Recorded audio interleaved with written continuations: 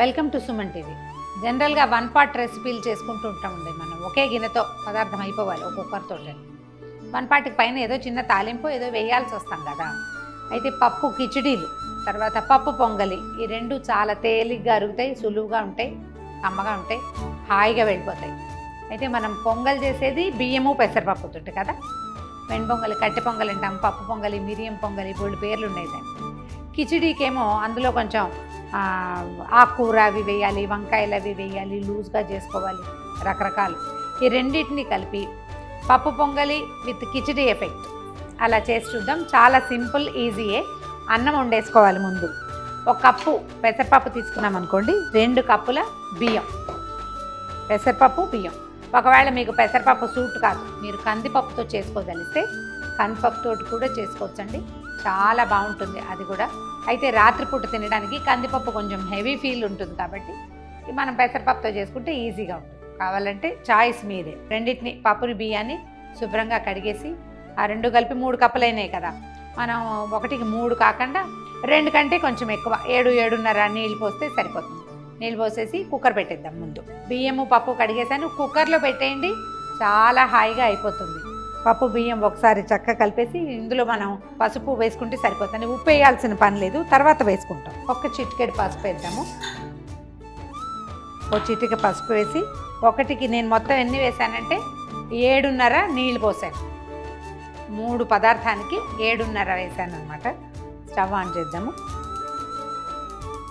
Cooker ఒక 3 whistles రానివ్వండి. 3 whistles వస్తే సరిపోతుంది, అన్నం ఉడికిపోతుంది. ఇది ఉడికాక పక్కన పెట్టుకుని కుక్కర్ ఊడొచ్చే టైంకి మనం మసాలా మిగిలిన సామాన్లన్నిటిని వేయించుకుందాం.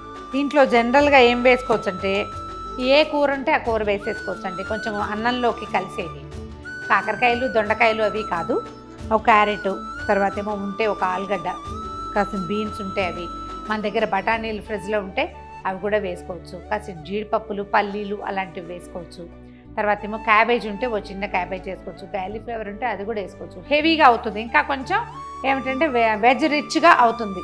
మనం అవన్నీ లేవు మన దగ్గర. ఏదో ఒక క్యారెట్, ఒక ఆలు ముక్క ఉంది, ఒక ఉల్లిపాయ ఉంది, ఒక టమాటా ఉంది. ఆఖరి రోజున అనమాట, కూరలు అయిపోయిన చివరి రోజున చేసుకోవడానికి ఒక 10 బీన్స్ ఉంటే చాలు. ఒకవేళ గోరుచిక్కుళ్ళు ఉంటే మీ దగ్గర అవి కూడా వేసుకోవచ్చు అండి, మహా బాగుంటుంది గోరుచిక్కుళ్ళు వేసినా కూడా. ఇది కుక్కర్ రానివ్వండి, ఇది ఎలా చేయాలో చూద్దాం. కుక్కర్ చల్లారేదాకా పక్కన పెడదాం.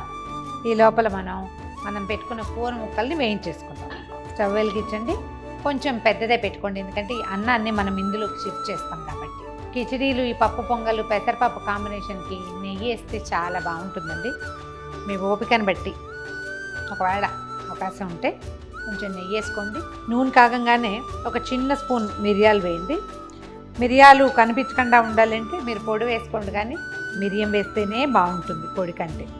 మిరియాలు టపటపలాడుతున్నప్పుడు ఓ 2 దాల్చిన చెక్క ముక్కలు చిన్నవి వేయండి. తర్వాత 1 స్పూన్ జీలకర్ర,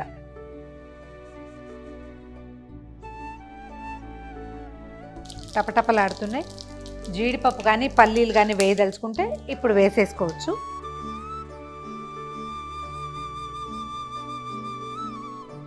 స్టవ్ సిమ్లో పెట్టండి, పోపు మాడిపోకుండా. ఓ 2 ఎండుమిర్చి ఊరికే అందం కోసం వేసుకుంటున్నాం. కొంచెం జీలకర్ర, తర్వాత ఒక ఇంచిన్నర అల్లం ముక్కని కోరేసి పెట్టాను, ఆ కోరు వేస్తే బాగుంటుంది. దీంట్లో మనము అల్లం ముక్కలు కూడా వేసుకోవచ్చు అండి. ముక్కలు అయితే పక్కన పెట్టేస్తారు, ఇందులో మనం మిరియాలు పక్కన పెట్టినా పర్వాలా, అల్లం మాత్రం పక్కన పెట్టడానికి వీలు లేదనమాట.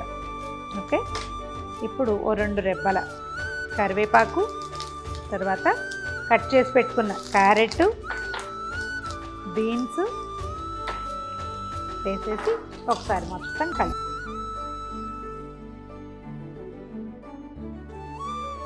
పొంగల్ వాసన వస్తుందండి. కొద్దిగా క్యారెట్, బీన్స్ ముక్కల్ని మెత్తగా మగ్గిపోనివ్వండి. ఒక టమాటాని కట్ చేసి ఇందులో వేసేయండి. రవ చిన్న పులుపు వస్తుందండి. ఈ ముక్కలకి మన క్యారెట్, తర్వాత బీన్స్, టమాటా ముక్కలకి సరిపడా ఉప్పు వేసేసి ఒక దగ్గరగా ఉన్న మూత ఒకటి పెట్టేయండి. ఒకసారి పైకి కిందకి కదపటం.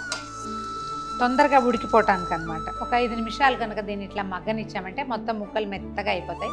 తర్వాత దీనికి కొంచెం లూజ్గా చేసుకోవటం, అన్నం ఎత్తి ఇందులో వేసేయడమే. మనం ఈ క్యారెట్ బీన్స్ ముక్కల్లో వేసిన ఆయిల్ అంతా బయటకు వచ్చేస్తుంది చూడండి. ఇప్పుడు ఏం చేద్దామంటే స్టవ్ హైలో పెట్టి అటు ఇటుగా ఒక 2 కప్పుల నీళ్లు పోసేయండి. ఇందులో మనం ఏ కప్పుతో పెసరపప్పు కొలత అవి తీసుకున్నామో అది నీళ్ళలో ఈ కూరలను ఒక్కసారి తెల్లనివ్వండి. అంటే మనం ఏంటంటే ఈ అన్నాన్ని ఇందులో వేసేసరికి ఇది టంగుగా శుద్ధలా కూర్చుంటుంది. శుద్ధలా ఉండకూడదు, మనకి కిచిడి లూజ్గా కావాలి. ఈ లూజ్గా కావడం కోసం మా తర్వాత నీళ్ళు పోసి కలిపామనుకోండి, అన్నంలో నీళ్ళు పోసి కలిపితే బాగుంది. అందుకని ముక్కలు మగ్గాక దీంట్లో నీళ్ళు పోసి ఒకసారి తెరలనిస్తే ముక్కలు అన్నము చక్కగా అన్నీ కలిసిపోతాయి, బాగుంటుంది. నీళ్ళు తెరులుతున్నాయి కదా, ఇందాక మనం కూర ముక్కలకి సరిపడా ఉప్పు వేసాం. ఇప్పుడు అన్నానికి సరిపడా ఉప్పు ఈ మరిగిన నీళ్ళల్లో వేసేద్దాం. స్పూను బాగు పడుతుంది.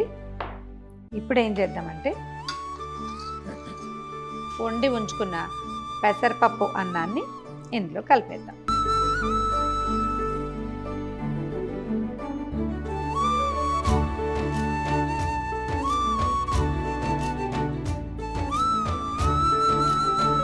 ఒకసారి మొత్తం ఏమీ లంప్స్ లేకుండా అన్నము కూరలు ఉప్పు అన్నీ సమంగా కలిసేలాగా చేయండి. ఇంకా ఇది రెడీ టు సర్వ్. ఇందులో కొంచెం ఒక స్పూను నెయ్యి వేసుకోవటము, తర్వాత కాస్త కొత్తిమీర వేసుకోవటము, వడ్డించేసేయటం. ఏదైనా మంచి కారంగా ఉంటే టమాటా పచ్చడి, గుమగుమలాడే రసము, సాంబార్ ఉంటే అవి కూడా నలుచుకొని తినచ్చు. చాలా హాయిగా ఉంటుంది. రాత్రిపూట చేసుకుని తినడానికి బెస్ట్ రెసిపీస్లో ఇదొకటి. చిన్నపిల్లలకి పెద్దవాళ్ళకి అందరికీ పెట్టచ్చండి. అయిపోయింది, స్టవ్ ఆపేస్తున్నాను. కొద్దిగా కొత్తిమీర చల్లి దీన్ని కొంచెం కలర్ఫుల్గా చేయండి, చాలు.